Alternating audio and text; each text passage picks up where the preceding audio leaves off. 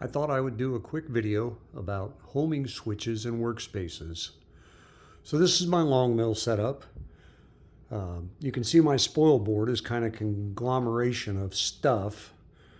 What I've originally done was put down this board, and I used that kind of as a test piece. You can see I've got a bunch of everything, including just a few honest mistakes.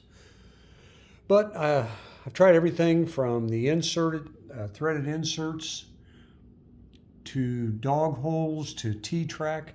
Wasn't really finding anything that I liked. So what I ended up doing was I trammed the board and trammed the router, leveled it out, and then I surfaced the entire board the way it sits here.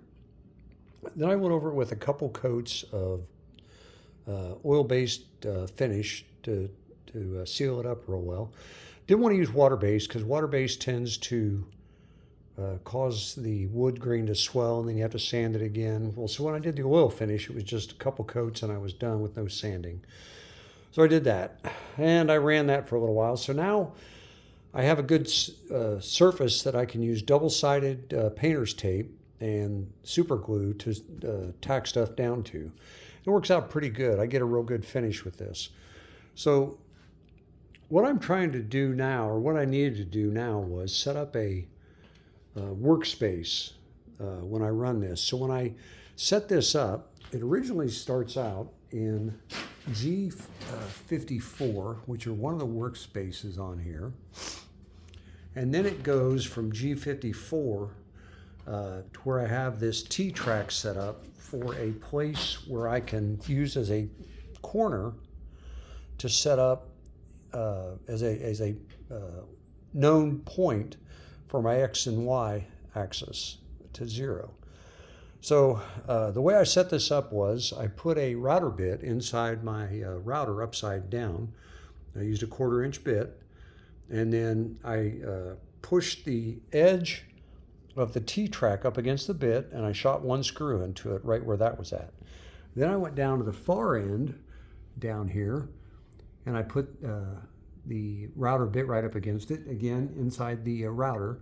All I did was adjust the axis on the machine, and then I went ahead and set some more screws, and then I lined it right straight up, and did the same thing with the other axis here, and everything worked out real well. So I've got a known place where I can come and have a setup as an X and Y axis known point.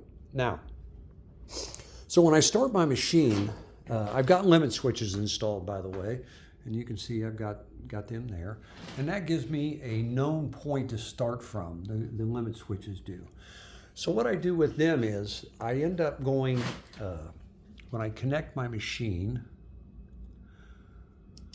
first thing it asks me, do I want to run homing? And I always select yes.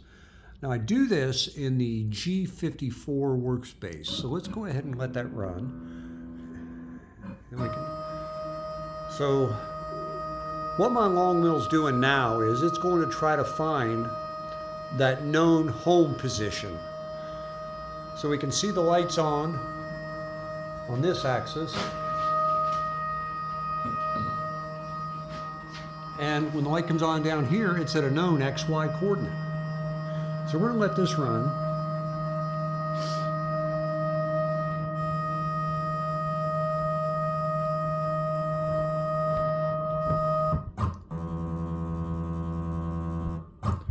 Okay, so this known position now is actually outside of my workspace based on where I've got my fences set up. So what I did was I set up a workspace of G55 that has a 0 axis for that fence. So I go to G55, and we can see that that's on G55 now. And then all I have to do is select go to XY0. And the machine jumped over and back a little bit on the X and Y axis to the known position of the G55 0 points. So now, without moving the machine, I come back over and I go to G54, and then all I have to do is 0 the X and the Y, and I have a known 0 point on that new axis, and it allows me to set everything to the lower left corner whenever I'm doing a design. Makes things move a lot faster. Anyway, wanted to run through this and show you how I've got my setup and how I do it. Let me know if you think this is going to be beneficial to you. Thanks.